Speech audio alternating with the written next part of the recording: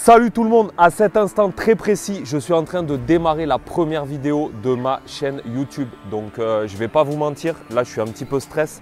Il y a pas mal de gens qui me connaissent déjà sur Instagram parce que moi j'ai fait un peu l'inverse de tout le monde. J'ai démarré sur Instagram, j'ai eu un succès relatif.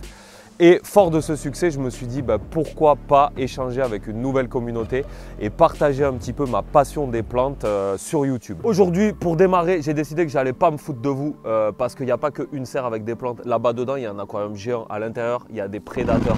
Pas n'importe quel prédateur, il y a le maître des prédateurs, le piranha. J'ai envie de commencer la chaîne par la même punchline qu'a démarré mon aventure Instagram. Derrière cette porte, j'ai construit le plus gros terrarium de toute ma vie. Suivez-moi.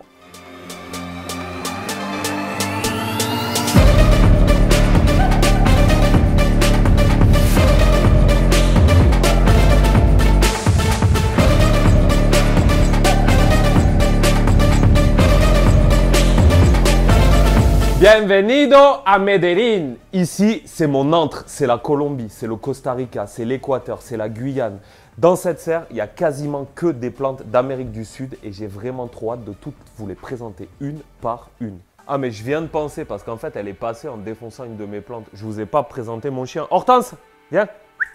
Viens de présenter. Enfin, Pat.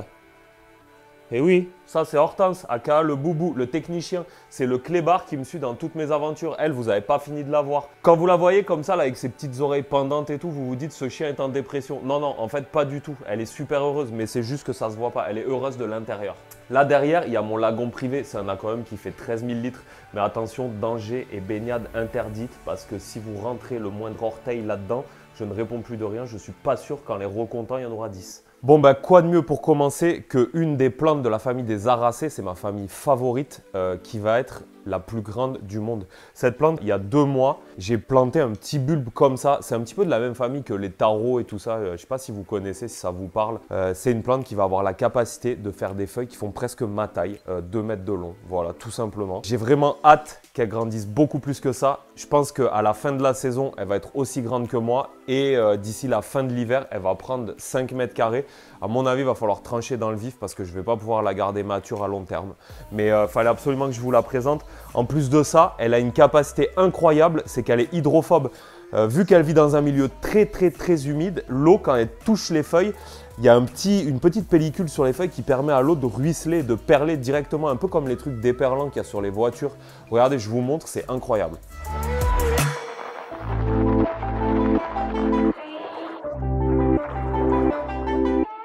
Alors je vous le dis, franchement, pour vous c'est pas grand chose, mais abonnez-vous. Moi avant, j'en avais un peu rien à foutre, mais depuis que je fais du contenu, je me suis aperçu que s'abonner, ça coûte que dalle. Et pour celui qui fait du contenu, c'est énorme. Donc vraiment, abonnez-vous. Et si on est suffisamment nombreux, l'aventure continuera et on va faire des projets de plus en plus dingues et incroyables. Et cette plante, c'est une Monstera et c'est la plus connue du plant game. Il y a vraiment tout le monde qui en a déjà acheté une. Je vous fais la scène. Vous êtes dans un magasin d'ameublement super connu. Vous avancez, peinard. Vous pensez que vous avez été fort, que vous avez acheté aucune saloperie. Et au dernier moment, à côté des caisses, il y a des blisters avec des chariots. Il y en a des dizaines, des comme ça. On en a tous acheté une. La seule différence, c'est que moi, là où je l'ai plantée, regardez comme elle est devenue. Pour vous donner une petite idée de la taille de la bête, regardez, et une fois de plus, je le répète, je suis plutôt grand, je mesure environ 2 mètres, donc regardez la taille de la plante. Elle m'a fait des fruits et des fleurs, je suis vraiment comme un fou. Ces fruits, ils sont toxiques. Là, il va falloir que j'attende environ 8 mois à 1 an qu'ils mûrissent. Et quand ils vont commencer à être à la limite du pourrissement, il va falloir que j'enlève toutes les graines qui sont autour. Et à l'intérieur, il y a un fruit qui renferme en lui toute la quintessence des jungles exotiques. Il y a du goût de banane, du goût de mangue, c'est exceptionnel. Mais si vous êtes trop pressé que vous mangez ce fruit, il est riche en oxalate et il peut vous brûler toute la trachée. Tout ça, c'est super toxique. Donc tout vient à point à qui sait attendre. Il va falloir être patient et je pense qu'en fin d'hiver, on pourra les récolter. Je vais vous faire une vidéo rien que sur ça parce que vraiment, c'est pas n'importe où qu'on peut trouver ce genre de fruits. Alors là, vous, c'est dimanche, vous êtes pépouze dans votre canapé, tranquille, tout va bien. Moi, je vous le dis, je vis l'expérience en immersion. Il y a les moustiques qui sont en train de m'enclencher. Littéralement, je me fais bouffer. J'ai l'impression d'être harcelé, je les entends partout, je deviens complètement parano, je psychote. Il y a des moustiques partout, c'est un enfer. Et d'un autre côté, ça veut dire que le biotope a été plutôt pas mal réalisé. Regardez, ça c'est un Anthurium épiphyte. Épiphyte, ça veut dire qu'il peut pousser entre deux branches d'arbres sur des feuilles mortes et tout ça, sans réellement qu'il ait des racines ancrées dans le sol. Et il me fait des feuilles un peu pendulaires là, elles font plus d'1 mètre de long, je les trouve juste magnifiques. Regardez la forme de ces feuilles. Et vous avez ça qui pend d'un arbre. Moi j'ai réussi un peu à reproduire ça. Je trouve ça trop cool. Je profite de cette lumière absolument incroyable et exceptionnelle pour répondre à une question que tout le monde m'a posée. Est-ce qu'il y a des reptiles dans cette serre, des animaux? Malheureusement non, il n'y en a pas. Mais je vais pas vous mentir, ça me chatouille, ça me démange de lâcher des petits trucs qui pourraient être sympas. Donc je vais réfléchir à un petit setup stylé et pourquoi pas introduire de la faune qui vivrait aux alentours de la Floride. Comme ça l'hiver il y a une baisse de température. L'été, ça tient très bien la chaleur et voilà, ça serait adapté un petit peu au style de climat que j'ai réussi à reproduire dans la serre. Je vous cache pas que quand j'étais petit, j'aimais bien les terrariums et tout ça et plus je grandis, moins j'aime ça. J'aime de plus en plus voir les animaux évoluer dans des espaces super grands, pas dans des trucs restreints. Pour moi, par exemple, quand je vais dans un zoo, si j'arrive pas à voir l'animal, ça veut dire que l'enclos du zoo a été bien réalisé. Les naturalistes et tout ça, ils ont bien fait leur job. Ça, c'est mon ennemi, c'est mon enfer infernal. Ces saloperies de limaces, elles me sabotent mon travail. J'en ai marre, je ne peux plus les saquer. Là, je vous présente un petit phénomène scientifique Fred et Jamy. Regardez, cette plante, elle fait partie de la famille des Aracées, de la même famille que toutes les plantes que je cultive ici. Et en fait, là, elle est juvénile. Ça veut dire que c'est un enfant, tout simplement. Et elle a la capacité de changer totalement de forme physique sous l'action d'hormones. Ça s'appelle le changement ontogénétique. Et elle va devenir adulte. Maintenant, suivez-moi, je vous montre quand elle est adulte. Bon, c'est pas moi qui ai découpé des trous avec une machine à confetti. Ça, c'est juste la même plante, mais adulte. Ça y est, quand elle est adulte, elle est percée. Ça permet à la lumière de pénétrer et d'aller sur le feuillage du dessous.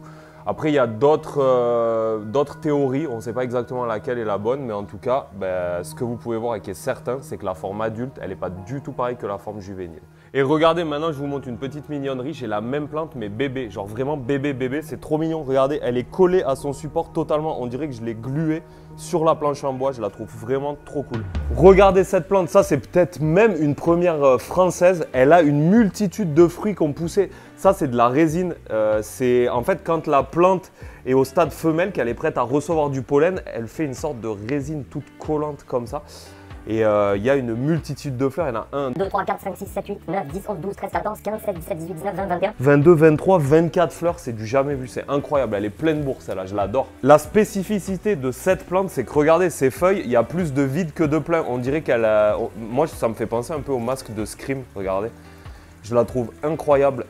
Il n'y a quasiment pas de zone de photosynthèse. Et c'est presque que du trou, donc je la trouve vraiment trop cool. Son design, il est vraiment trop cool. Merci la nature. Alerte, alerte. 3 individus de type amérindien se sont évadés de la prison de Fox River. Signe particulier, ils possèdent un ventre rouge. Ce sont des individus très belliqueux et très dangereux. La population de poissons rouges est en danger. Si vous les apercevez, n'intervenez surtout pas. Ils ont les dents super longues et super coupantes. Fin de transmission.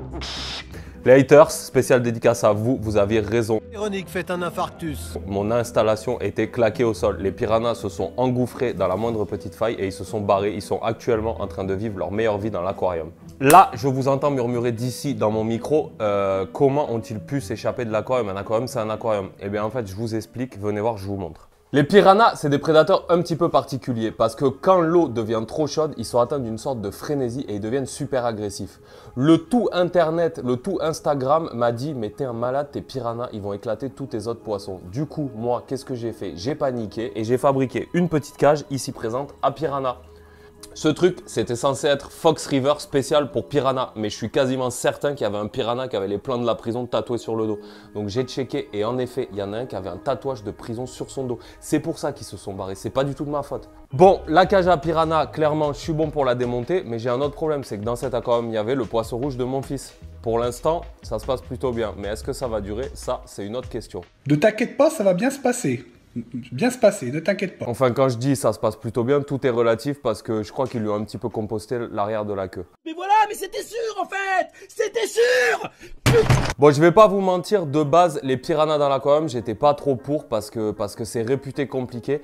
Mais je vous cache pas, quand j'ai vu les trois là se mettre en gang dans l'aquarium et farfouiller autour des plantes et tout ça, je trouve que ça donne un petit cachet amazonien à pas piquer des hannetons. Et autant vous dire que j'hésite là, je suis tremblant de m'en acheter une quinzaine de plus et de faire un bac full piranha. Vraiment, je suis pas loin de faire ça quoi. La galère, c'est que dans l'aquarium actuellement, j'ai d'autres espèces de poissons et je les aime beaucoup et j'ai peur que ça cohabite mal. Pour l'instant, il n'y a pas de problème. Comme poisson, j'ai des peacock bass. Vous savez, c'est ces grosses perches super colorées qui vivent en Amazonie. Donc normalement, elles vivent avec les piranhas, mais dans des biotopes beaucoup plus grands. Donc on va voir si ça pose problème. Je sais pas si vous avez vu les trucs River Monster, mordus de pêche et tout. Souvent ils vont en Amazonie pêcher ça. C'est des perches qui sont énormes, super colorées. Ben, ça j'en ai dans l'aquarium. C'est des prédateurs redoutables, mais elles n'ont pas de ratiche comme les piranhas et j'ai peur que ça puisse poser problème. En plus de tout ça, dans l'aquarium, il y a un gros poisson-chat, un sorubi. C'est un poisson que vous pouvez voir pareil dans ces émissions de pêche et tout. C'est super combatif, c'est super agréable pour les pêcheurs sportifs à aller débusquer. Pour lui, je m'en fais pas trop, c'est un poisson qui est tout le temps planqué la journée et qui vit plutôt la nuit. Pour l'instant, ça a l'air de le faire. Je vais quand même garder tout ça à l'œil. S'il y a des soucis, vous inquiétez pas, je prendrai une épuisette, je vais séparer tout le monde. Je peux encore rentrer dans l'aquarium avec une grande épuisette, sortir des poissons. Et en attendant, je croise les doigts parce que si j'arrive à faire cohabiter tout ça, vraiment, ça serait une dinguerie. Et en bonus, dans l'aquarium, il y a aussi un Oscar, poisson de la famille des cyclidés, de la même famille que les perches, les peacock bass. Pour l'instant, il est tout petit, donc lui, je l'ai séparé, mais peut-être que s'il atteint une taille vénérable, je le remettrai avec les autres. Bien évidemment, je vous ai prévu un petit nourrissage. Malheureusement, c'est le premier nourrissage, donc ils sont encore un peu stressés. Il n'y en a pas beaucoup, mais quand les piranhas ils vont atteindre le poids de Tyson Fury en full bulking, là, vous n'êtes pas prêts, vous allez voir, ça va être la furie dans l'aquarium.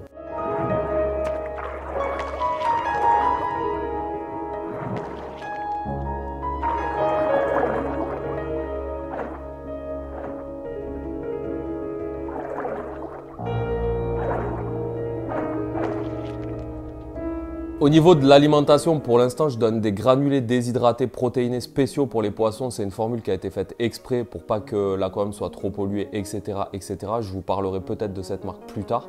Je donne du poulet, des petits morceaux de poulet parce que c'est une viande blanche qui n'est pas grasse. Donc pareil, ça pollue pas beaucoup l'aquarium.